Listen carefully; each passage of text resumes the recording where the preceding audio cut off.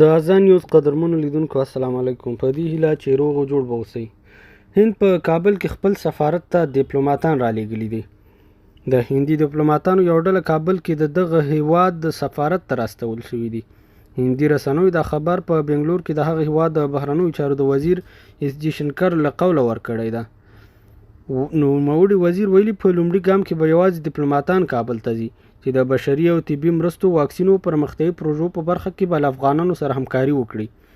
هغه ویلي چې اوس مهال په سفارت ته سفیر نه راستوي. د هند د بهرنیو چارو وزارت په 13 جون میاشت کې یو تخنیکي پلاوی کابل ته راستولی و چې د بشري مرستې همغږي وکړي او دغه راز د هند ډیپلوماټیک حضور ته لاره هواره کړي.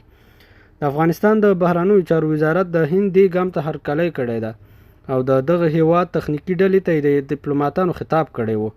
هند په 13 کلونو کې له افغانستان سره په مختلفو برخو کې د سلګونو میلیونونو ډالرو په ارزښت مرستې کړي دي.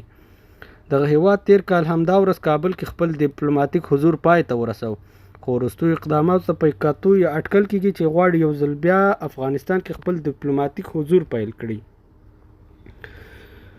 د بهرنیو چارو وزارت ویان عبدالقهار بلخي په خپل ټویټر پاڼه لیکلي، د افغانستان اسلامي امارت د هند دغه ګام ستایي چې غواړي په کابل کې د خپل سفارت د ډیپلوماټیک استازولۍ کچه لوړه کړي.